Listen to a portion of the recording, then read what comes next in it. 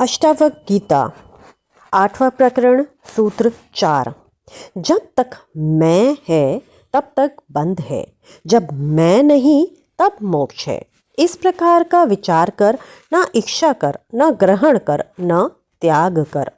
इस सूत्र में अष्टावक्र बंधन का कारण अहंकार को बताते हुए कहते हैं कि जब तक मनुष्य में मैं भाव है तभी तक बंध है। आत्मा से भिन्न किसी की सत्ता है ही नहीं, किंतु इस मैं भाव से ही इन सब भिन्नताओं की प्रतीति होती है। मैं भाव ही अहंकार है, जिसके मिटने से सारी भिन्नताएं समाप्त हो जाती हैं। चित्त रूपी वायु से आत्मा रूपी शांत समुद्र में एक तरंग उठी। इस तरंग ने अज्ञानवश, भ्रांतिवश अपने को आत्मा से भिन्न अनुभव किया। यह भिन्नता का अनुभव ही अहंकार बन गया। अहंकार के कारण अथवा भिन्नता के कारण वह स्वयं कर्ता बन गया, भोक्ता बन गया, विचार एवं बुद्धि का प्रयोग करने लगा। विषयों में आसक्ति बढ़ी, कुछ पाने की इच्छा से दौड़ धूप आरंभ हुई।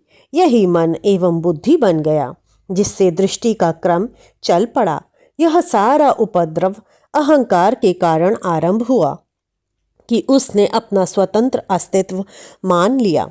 यदि यह मैं का भाव नष्ट हो जाए तो न विचार पैदा होंगे, न इच्छा, न वासना आदि होगी, न ग्रहण व त्याग होगा। भिन्नताएं भी मिट जाएंगी, एक ही आत्मा शेष रह जाएगी। फिर किसका त्याग व ग्रहण होगा? ऐसी स्थिति को उपलब्ध हो जाना ही मोक्ष है। जब तक जीव का संबंध इस अहंकार रूपी दुरात्मा के साथ रहता है, तब तक वह अपने को आत्मा से भिन्न मानता रहेगा। तब तक मुक्ति नहीं है, मोक्ष नहीं है।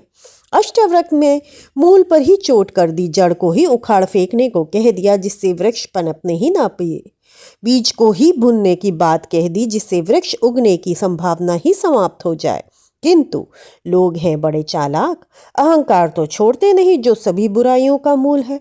वासनाओं और आसक्ति छोड़ते ही नहीं, जिसे छोड़ने के नाम पर कोई चाय छोड़ रहा है, कोई रात्रि का भोजन छोड़ रहा है, कोई घर बार छोड़ रहा है, कोई दान दे रहा है, मंदिर धर्मशालाएं बनवा रहा है, कोई मंदिर जाकर 5 पैसे भेंट करता है, कोई नारियल अगरबत्ती चढ़ाता है। धर्म के नाम से न जाने क्या क्या मनुष्य कर रहा है।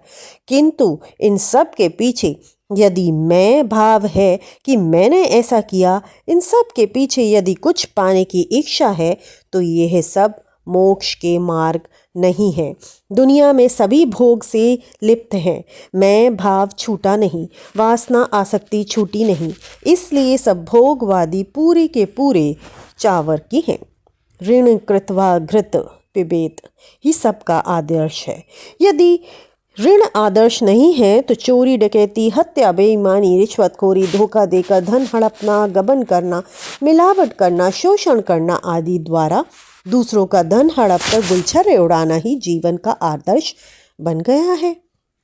चार्वाक सच्चा था तो उसने संसार की वास्तविकता को प्रकट कर दिया कि यह संसार ऐसा है, किंतु लोग इतने बेईमान हैं कि इस असलियत को छिपाकर धर्म का छोटा मुखौटा लगाए घूमते हैं कि लोग हमें धार्मिक समझें। इन धर्म ग्रंथों के आधार पर किसी जाति या वर्ग को धार्मिक कह देना मूर्खता ही है। गीता, कुरान, बाइबल, गुरुवाणी, धम्मपद आदि के आधार पर कोई कहे कि मैं इसे मानता हूँ, इसे पढ़ता हूँ, इसलिए धार्मिक हूँ, ये मूर्खतापूर्ण है एवं पाखंड युक्त है। धर्म है स्वयं के रूपांतरण में। जो धार्मिक जीवन जी रहा है वही धार्मिक है, अन्य कोई नहीं। चोर अचौर्य का सिद्धांत लेकर चलता है, हिंसक अहिंसा परमो धर्म की तख्ती लटका लेता है, भोगी निष्काम कर्मयोग की बातें करता है। अष्टावक्र कहते हैं कि अहंकार के रहते जो भी कुछ किया जाए वह पाप ही होगा। इससे तो चार्वाक की भांति भोग को स्वीकार कर लेना अधिक सत्यता है। वह धर्म के अधिक निकट है, इसलिए चार्वाक को ऋषि कहा गया।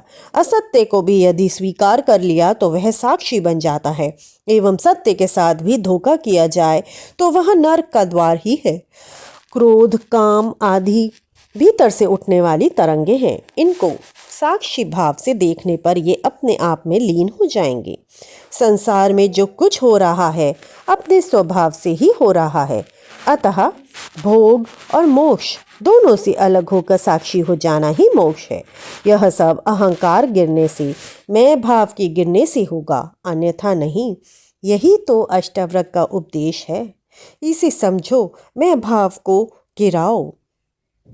इसी के साथ इति श्री अष्टवक्रिया गीता अष्टम प्रकरण समाप्तम। कल फिर मिलते हैं एक नए प्रकरण और एक नए सूत्र के साथ। तब तक के लिए नमस्ते।